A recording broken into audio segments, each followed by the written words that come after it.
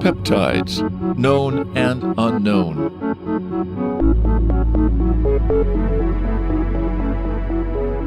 Peptides.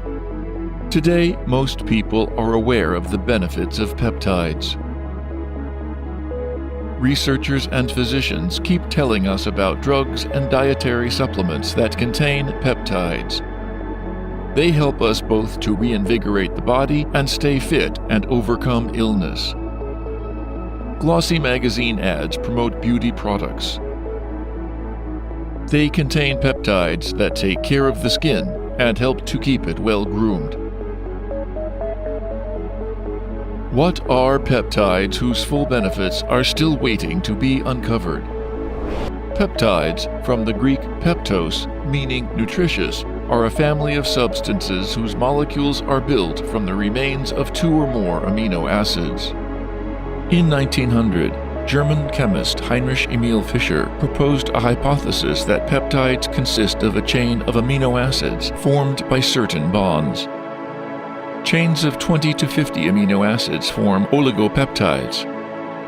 If their number exceeds 50 or more amino acids, a protein is formed. In 1902, Fischer showed that amino acid residues formed a special type of bond, a peptide. In 1905, Fischer developed a method for synthesizing peptides in the laboratory.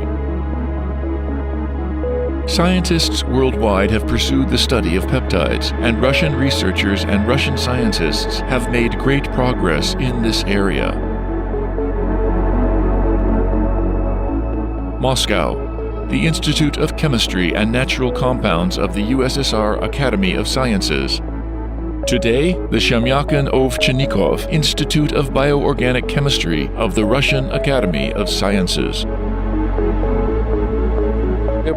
I joined the institute in 1959, and in 1962 I attended the European Symposium in Moscow, organized by Semyakin. Researchers from all over Europe got together at our institute to discuss peptides.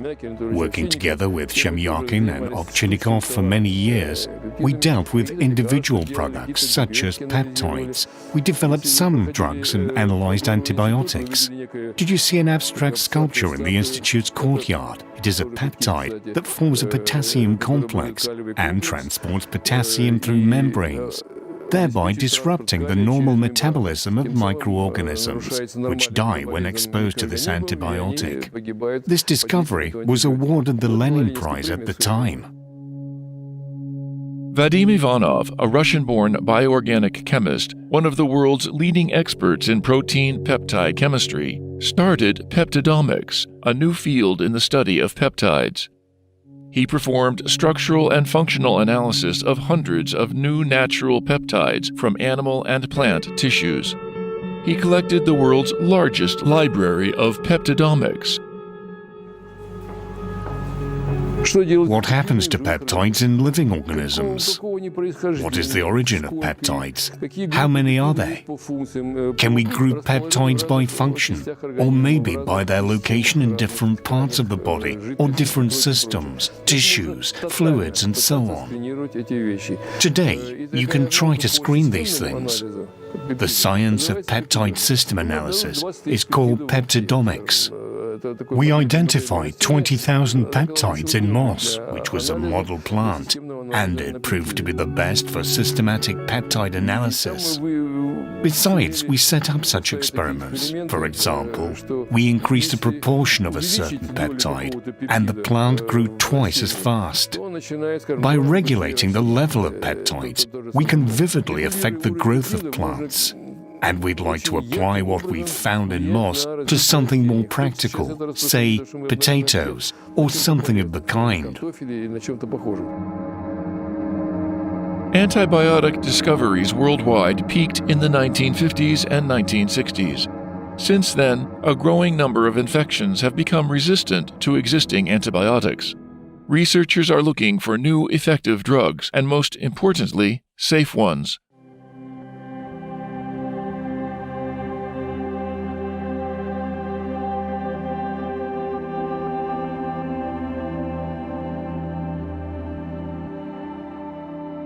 St. Petersburg, the Institute of Experimental Medicine. Vladimir Krokreikov spent more than 50 years discovering and researching new groups of antibiotic peptides, which have become his life work. Since the 1970s, my students and I have studied peptides. First in rabbits, then in pigs, then in many other animals, including such exotic ones as jellyfish.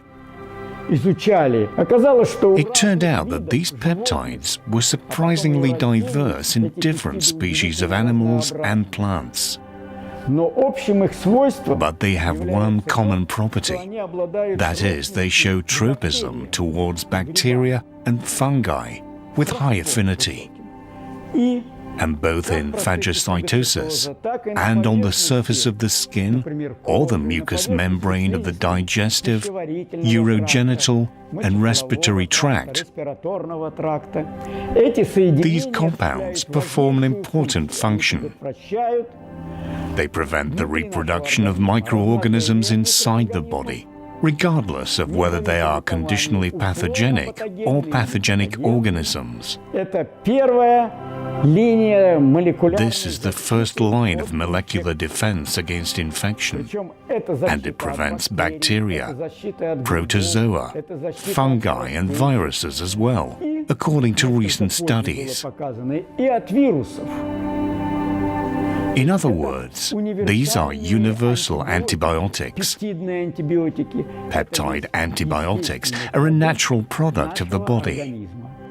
The results of research on the structural and functional properties of endogenous antibiotic peptides and proteins delivered by Professor Vladimir Krokreikov allowed developing a new drug with antimicrobial and immunomodulatory activity.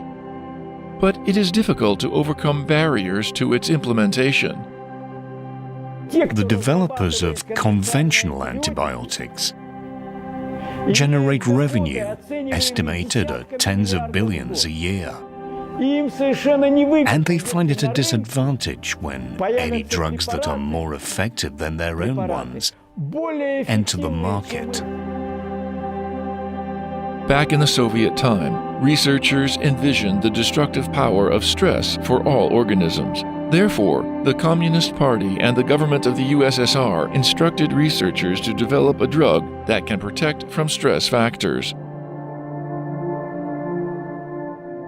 Moscow, the Institute of Molecular Genetics of the Russian Academy of Sciences.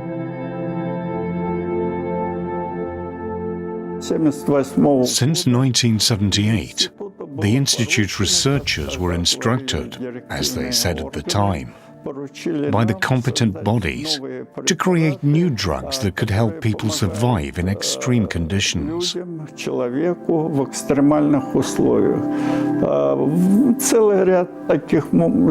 was a whole range of such challenges to be met, including reactor control, powerful control panels for complex tasks, and they all required extreme human focus because people failed to process the input information.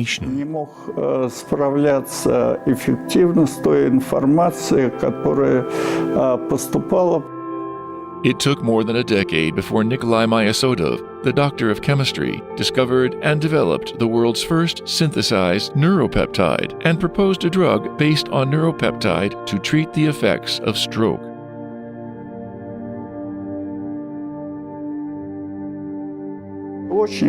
There were very good data, not only from preclinical studies, but also from the clinical development for stroke treatment.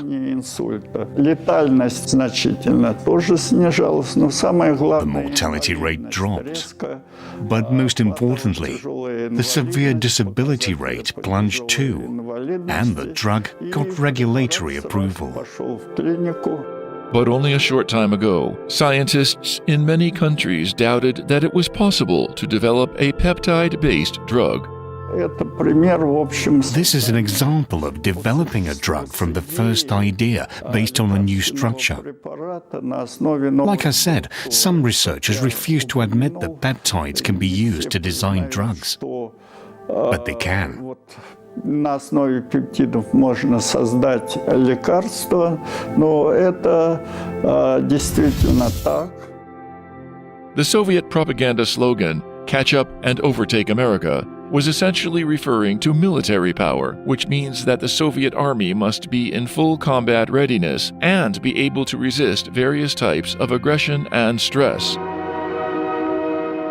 St. Petersburg, S.M. Kirov Military Medical Academy. Together with my friend, Colonel Vyacheslav Morozov, we have been studying the manifestations of stress since about our graduate years. We identified several stages of stress. The first alarm stage lasts about 24 to 48 hours, followed by resistance. The process is very individual, and then the body begins to recover on the fifth day. Approximately in 30% of people, the resistance stage is delayed for some reason, and recovery is slow. This brings about complications, health problems, and so on. So, how can we intensify the resistance stage? While the first alarm stage suppressed the functions of the thymus and epiphysis, we had an idea to isolate certain substances from the thymus and epiphysis of calves that would stimulate the resistance stage. This drove our interest in science. The substances we isolated from animal thymus and epiphysis turned out to be peptides. In other words, peptides were not our specific focus. We isolated biologically active substances, and they turned out to be peptides. These were drugs, and they still exist today, which were the activators or stimulants of the resistance stage. Today, the best minds worldwide are joining forces to fight Alzheimer's disease. This disease takes away the memory and freedom, the best and most precious things. A person is unable to command themselves anymore. Despite the prevalence of Alzheimer's disease, no treatment has yet been discovered. Kachina, the Leningrad region, Petersburg Nuclear Physics Institute, named by B.P. Konstantinov of National Research Center, Kurchatov Institute. In our laboratory, we use transgenic and genetically modified Drosophila files, which display different signs, in particular of Alzheimer's disease.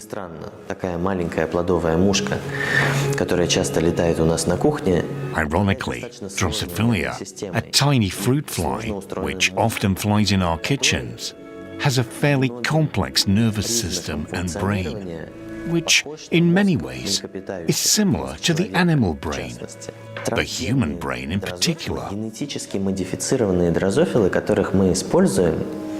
The genetically modified transgenic fruit flies that we use are characterized by some signs of Alzheimer's disease that is seen in humans, such as memory loss and neuron death.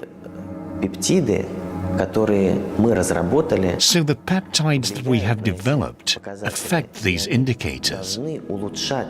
They must improve the state of the body and slow down such pathological processes as neurodegeneration and memory loss. First, we showed that the peptides in question did not affect the lifespan of the fruit fly. That is, they were not toxic.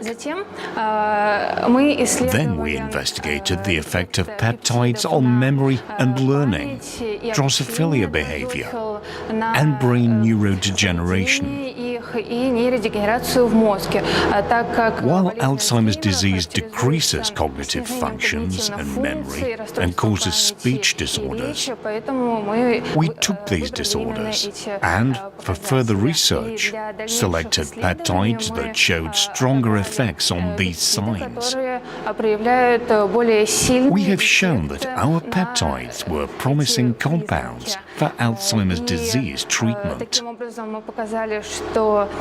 Наши пептиды являются перспективными соединениями для терапии болезни Альцгеймера. But we will still need to check whether or not these peptides are involved in the same functions in mammals. Our department has recently launched a radiopharmaceutical testing center. And together with the Kurchatov Institute, we launched a research on the implementation of various potential drugs.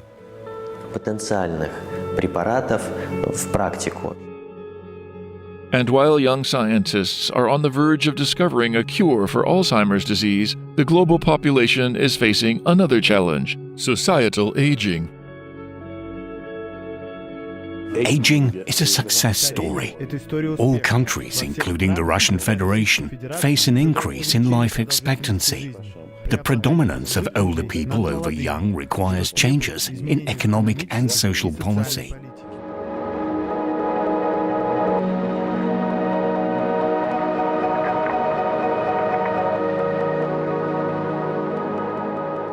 St. Petersburg Institute of Bioregulation and Gerontology. The institute studies the mechanisms of peptide drugs that regulate life processes and analyzes how they affect the processes of aging and longevity. According to Professor Vladimir Kavinsin, Vice President of the Gerontological Society of the Russian Academy of Sciences, the lifespan of Homo sapiens is 110 to 120 years. In the beginning, we did not think in terms of the prolongation of life, but in our joint research with Vladimir Anisimov, the president of the Society of Gerontologists of the Russian Academy of Sciences, we studied the impact on chronic toxicity, that is, the safety of substances. Surprisingly, it turned out that the mice and rats that were treated with these medications had their average life expectancy increased by 30 to 40%, which amazed everyone. We found out that the use of thymus and epiphysis preparations beginning from the second half of life increased the average life expectancy by 30 to 40%, primarily due to a decrease in the frequency of tumor development by about 3 times. That excited our interest in peptide drugs.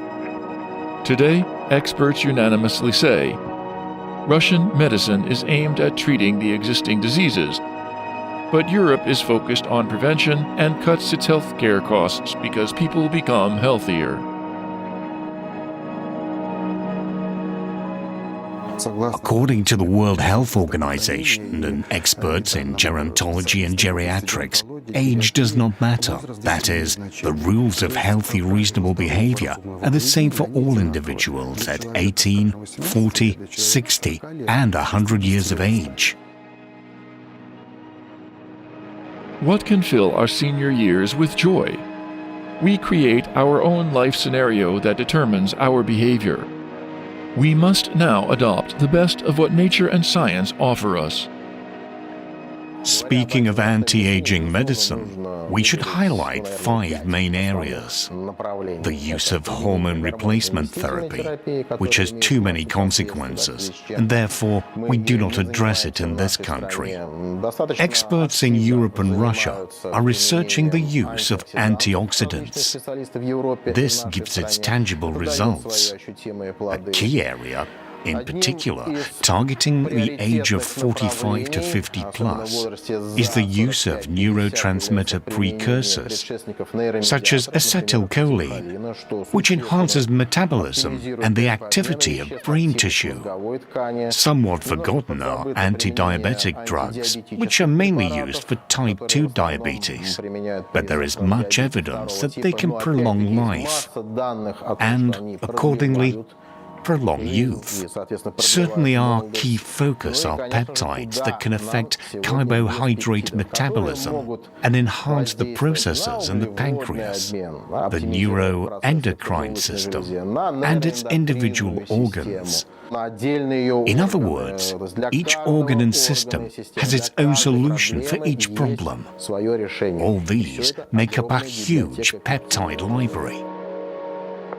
Thousands of new drugs are discovered daily, but each drug has undesirable side effects and contraindications. Today, scientists face the challenge of ensuring that the next generation medicines are safe for human health. Research is one of our core areas.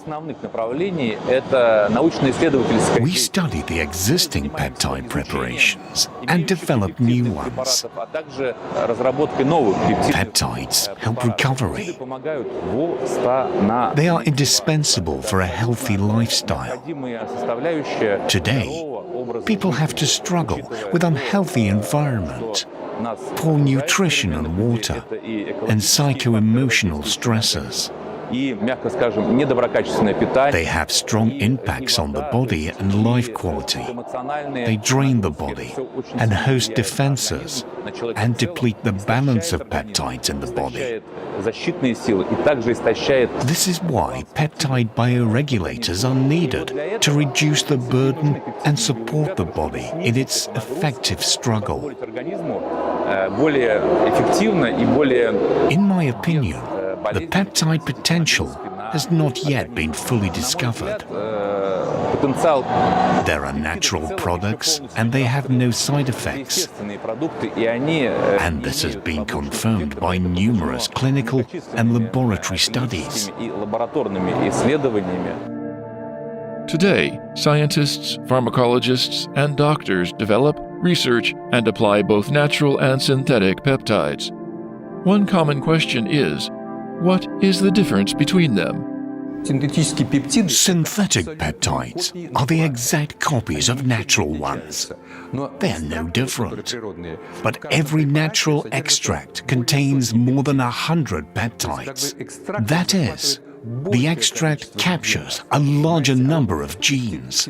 With the exact point of application, the synthetic peptide has a narrow but stronger spectrum.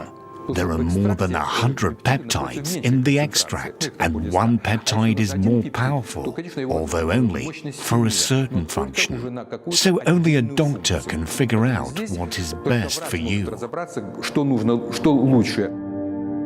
Peptides have become available to the public relatively recently in the form of medicines, biologically active substances, and cosmetics. Russia manufactures them according to all international standards.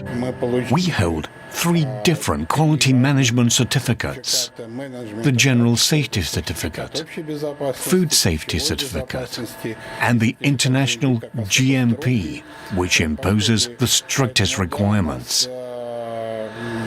We are under a strict control and commit to the most stringent standards of product quality, cleanliness, production control, and documentation. While one dose of medications and cosmetics is not enough to fight down aging, it's time to review the very concept of age. Besides, the aging of society has advantages that we often disregard. A person can potentially work longer hours, use their experience, and make a worthy contribution to society.